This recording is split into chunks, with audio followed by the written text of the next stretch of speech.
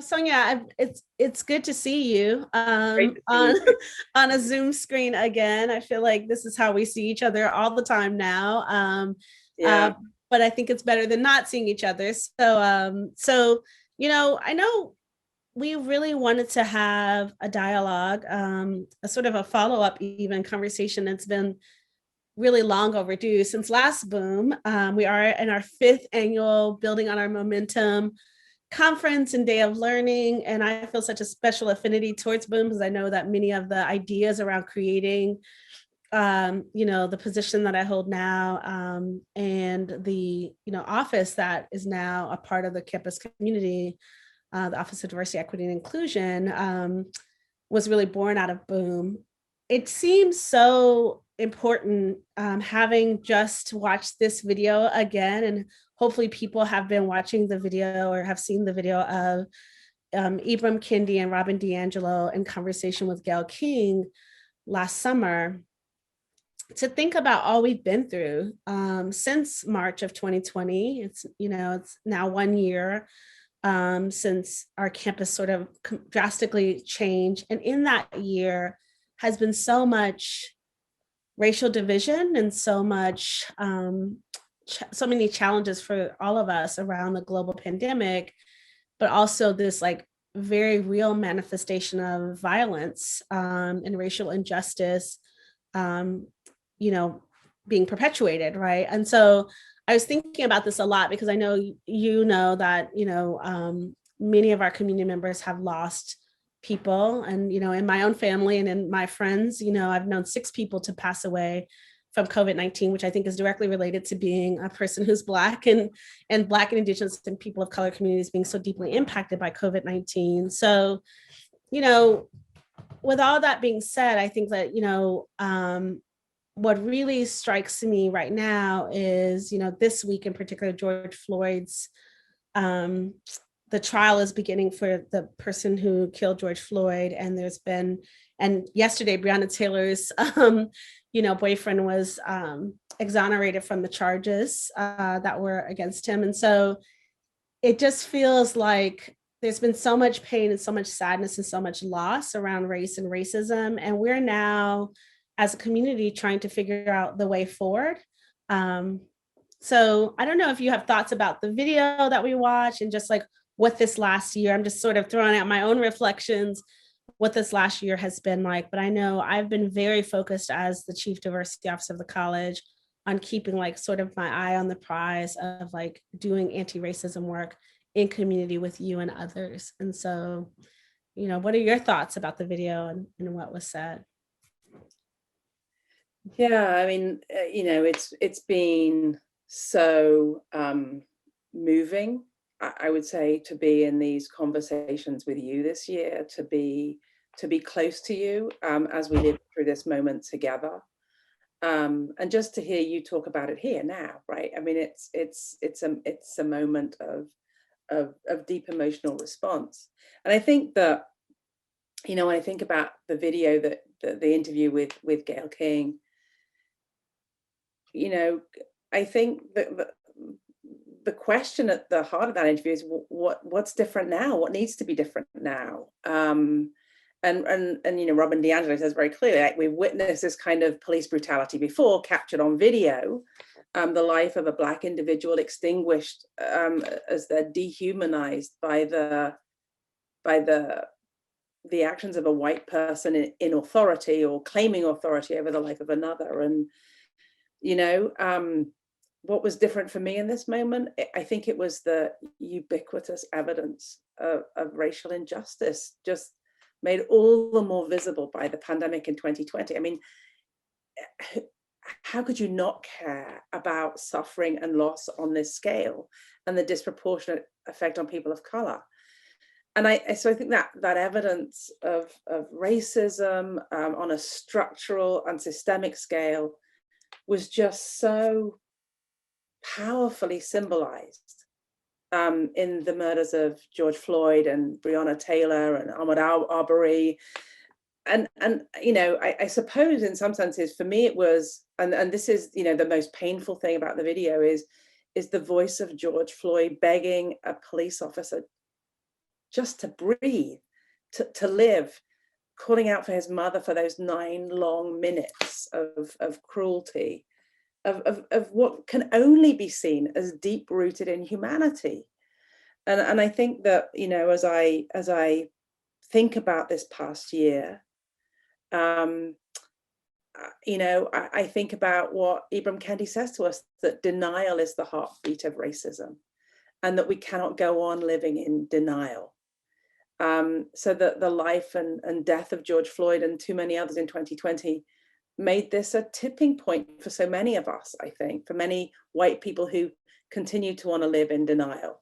So for me, I can just talk for myself, it was a moment of even greater reflection, a moment of even greater self-interrogation, and a call to action in the face of such loss, a moment to say, what's going to be different because of what I can do? What's going to be different because of the way in which I use my privilege? What's going to be different for me in this leadership role with which I've been entrusted? So, I think that for me, 2020 was a year that, with the cries of George Floyd, begged white people just finally to listen, to show their humanity, and to fight for change and social justice, to acknowledge the many lives lost, and to assert that Black lives matter. Yeah, it's interesting. So, what I think, really struck me about what you just said is, like, I think about, like, what, we had to explore, like, what is the definition of anti-racism? What does it mean to be anti-racist? And, Ibram Kendi's book, Stamped from the Beginning, which is such a power, it's called Stamped from the Beginning, the history of racist ideas in America. And I think about that all the time, that, like, there are all these ways that, through the formation, he shows us, like, through these, people who are, almost talked about as, like, as actors in this larger landscape of American history, Cotton Mather and Thomas Jefferson and W.B. Du Bois. But, he ends up with Angela Davis and helping us understand, when Angela Davis, I always paraphrase this a little bit, but when she says, in a racist society, it is not enough to be non-racist, one must be anti-racist. I mean, I don't think I even understood what that meant. And so I often think about, like, my own anti-racist journey and how I've had to learn to disrupt anti-Black ideas that I internalized, which Ibram Kendi makes really apparent in that work as well. But also how that is connected to, like, my understanding of how to challenge xenophobia and transphobia and anti-Asian, sentiment that we're seeing, and anti-Semitism. Like, what are the ways that an anti-racist person, a person who wants to embody and live out and practice anti-racism, has to be focused and intentional every day?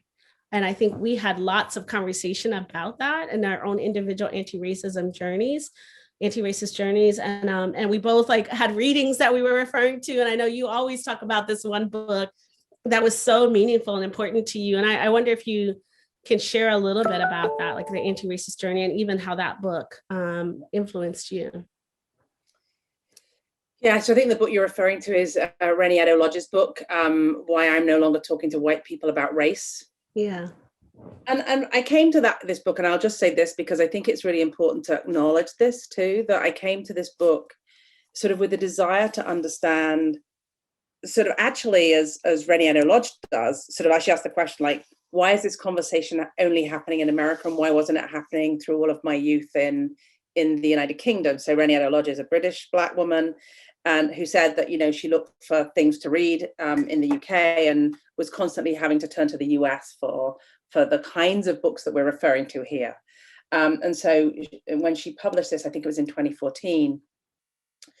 And by the way, it shot to the #1 bestseller slot in the UK in 2020 because, this was the book that everybody wanted to turn to understand race relations in the UK. So for me, this was turning to Rennie Edo-Lodge was a way of bridging, sort of interrogating my own past, right? Interrogating, sort of the social location from which I come, and trying to bridge sort of where I've lived for now, a long time, and thought about these things very specifically in American context, but without doing the kind of deep work of excavating my own past, my own experience as a child, teenager, student, and faculty member in the UK. So Reniero Lodge in a way was for me that bridge, right? And so I think that the thing that sticks in my mind more than anything else from her book, and I keep coming back to this, is what she describes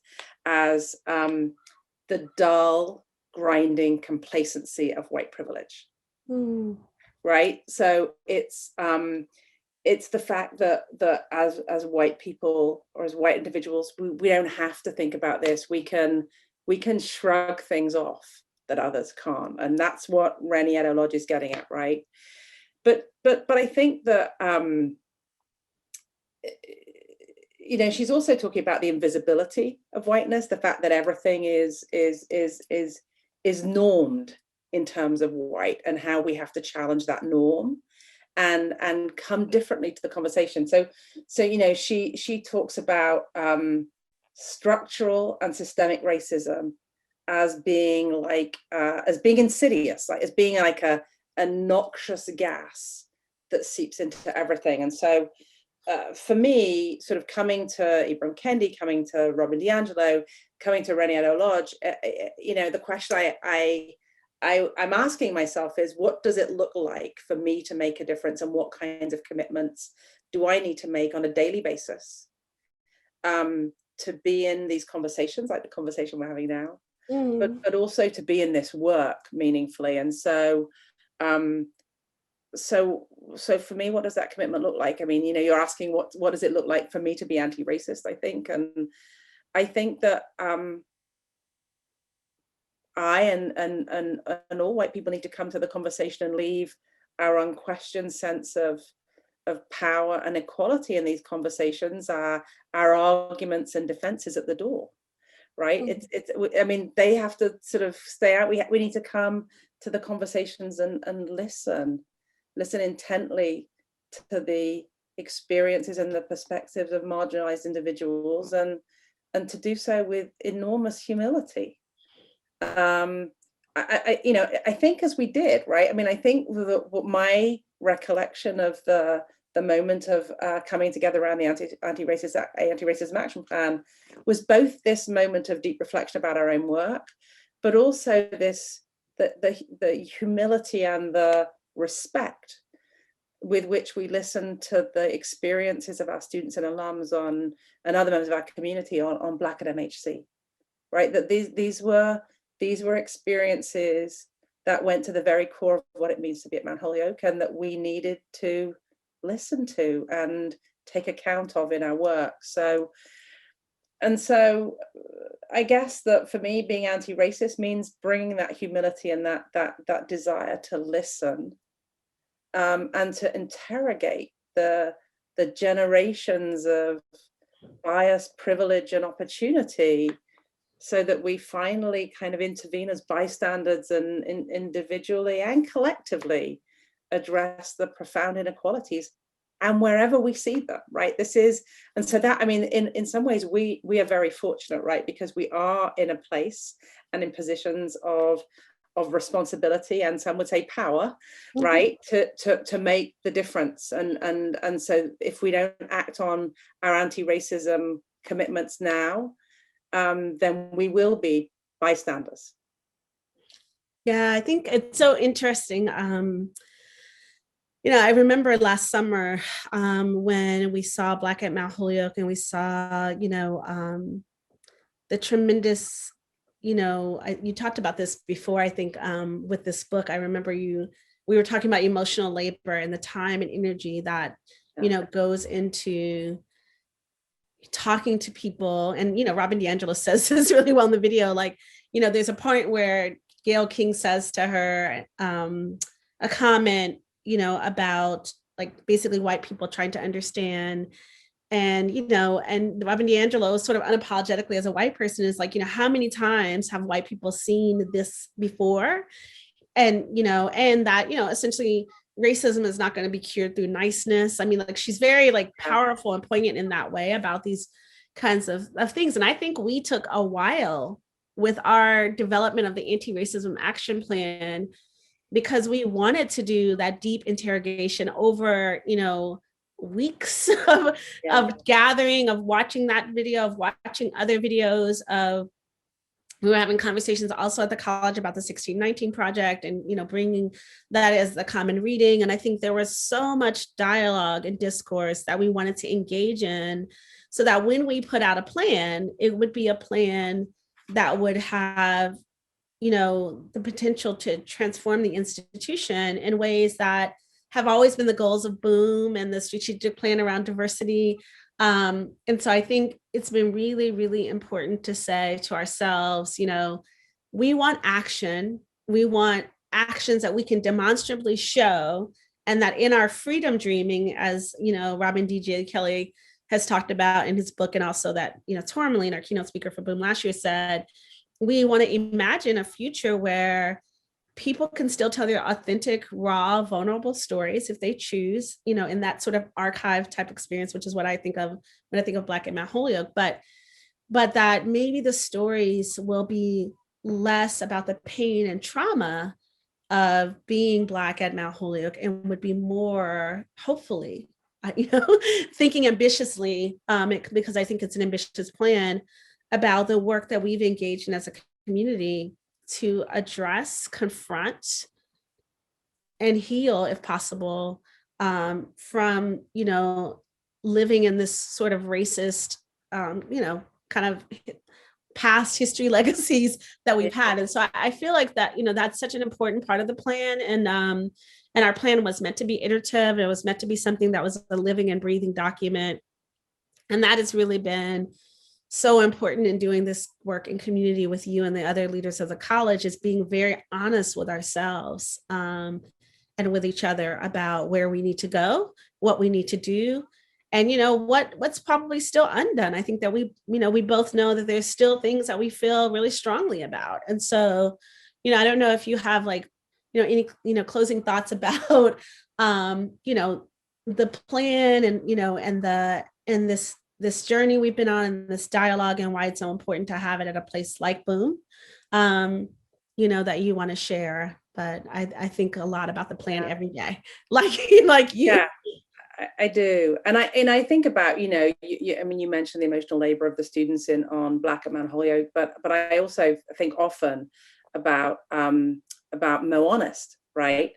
And the way in which Mo Honest documented those experiences in a way, and that has also led us to this moment, right? That where we've been able to reflect on over a period, I guess now we're talking about 7 years, but many much longer, where Mount Holyoke faculty, staff, and students over decades have done this work together to try and advance the college and to try and make the college an anti-racist place. And I do think that that Boom, that creating an Office for Diversity, Equity, and Inclusion by hiring you as our first chief diversity officer was a way of saying, how do we support that work, right? How do we really take all of the grassroots work, not take away from it, but how do we take it?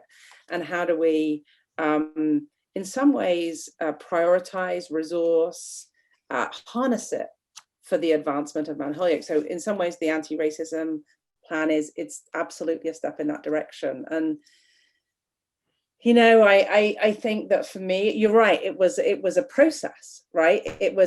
We were processing, right? It was a process, and it's still a process. It will go on being a process. Just as kind of Ibram Kendi, right, concludes in Start from the Beginning that there can be no anti-racist America until principled anti-racists are in power, and until anti-racist policies become the law of the land. And I think in some ways what we're trying to do is make anti-racist policies the law of our land. Yeah. Right? That's what we're trying to do. We're trying to say, how will we make anti-racist policies the law of Mount Holyoke? And I also think, and this is a little less elevated in some ways than the way in which Ibram Kendi talks about it, but, Red Yellow Lodge kind of quotes Terry Pratchett, who's this kind of comic author, very prolific author in the UK, who died some time ago, quite young, but who basically said, there's no justice, there's just us. And I think that we can't wait for other people to take on the responsibility. So I think we felt that when we were talking about this, I don't know whether you recall this, that it's just us. We've got to take this on, and we've got to take this on with our community for Mount Holyoke. And for all that means as people leave Mount Holyoke and go out into their communities. So I sort of think about our anti-racism action plan as taking it on, right? As making us individually in our roles, but also collectively, directly responsible for actions, and for tracking those actions, and to bringing the lens of anti-racism to everything we do, to every corner of the college, to every policy we look at. I mean, people will probably be surprised to know that we have a policy on policies. Right. I was surprised when I came to Mount Holyoke. Right. But to bring that lens to like everything, just so that we can better understand the ways in which the things we do, the systems we have, the practices we engage in, the attitudes we bring to the work still marginalize, even when we think they don't, right? So that for me, that's the work of this plan. And what I think what I really am most committed to in it is that it's not just future oriented. It is future oriented in all the ways you say, right? If we look forward, what will this be? Right? What will the stories be in the future? How will they be different? But it's also looking in the present, like what can we do now? What can we do now that will change it so that those stories might be different? And how do we have to acknowledge our past? Like, just as I said, I turned to Red Yellow Lodge to say, what do I have to think about in my own past? Yeah. The college needs to think about its own past. And so this History, Memories and Legacy Task Force is about the same kind of scrutiny that we bring to an institution as we need to bring to our own, I think, as we need to bring to our own past experience and biases, and try really to acknowledge those and move the college forward. So I mean, for me, I guess I think that past, present, future piece is all about challenging the systems of oppression within which we work. I mean, they're rooted in white supremacy, and we can't move the college forward, and we can't move forward as individuals and in community. And that's, I think, the most important thing, until we address all forms of injustice and bias, right? That's what it's about. That's what, I mean, I feel that's what our work together is about, right? That includes, land acknowledgement. It includes recognizing the removal, the displacement of Indigenous communities, the assaults on their culture and way of life. It includes the anti-Asian sentiment that we're seeing now, anti-Semitism. I mean, it includes challenges to our LGBTQ communities, the anti-immigrant rhetoric, xenophobia, right? I mean, there's almost no area of our lives and our community that are untouched by this, and our commitment really has to be to commit to actions that advance human equity. And that's what I believe that's what our anti-racism action plan is about. Yeah, I think you're absolutely right, Sonia. And I think that we know that there's still work. It's almost like you talked about this, like every corner. And I feel like we're always, I feel like, when we meet as a cabinet, as a leadership team, with the president and the vice presidency, and the vice presidents, I think we're constantly having these conversations around, are we using an anti-racist lens? Have we been thinking about how is this connected to the anti-racism action plan?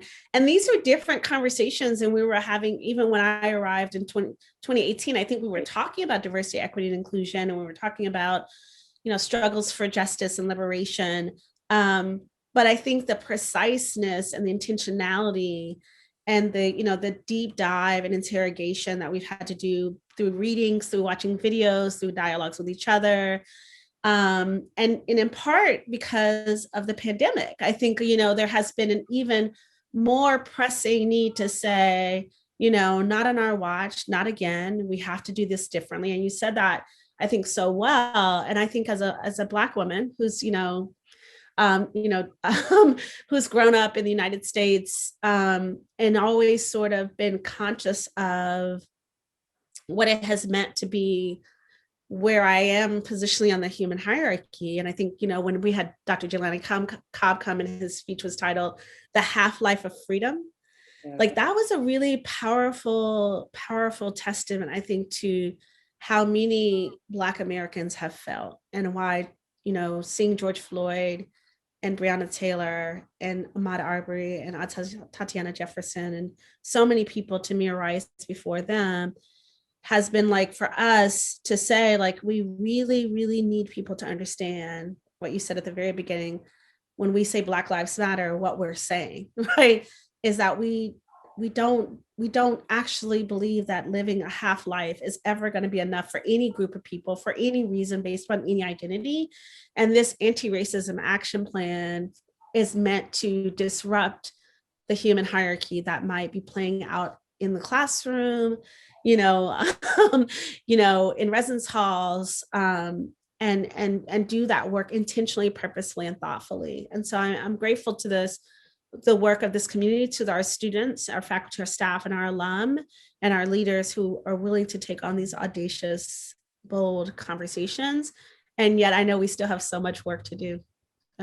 We do, but I'm so grateful for the way in which you're leading this, and for the way in which you're involving everyone in the community, right? I mean, this is the work that we have to do together. So thank you for everything that you're doing too. And we appreciate everyone who's in this work with us so much. Yeah, we do. Definitely. Thank you, Sonia. I hope you have an amazing day. And I'm so excited for this year's Boom. Me too. It looks like a great program. So yeah, I think it's going to be amazing.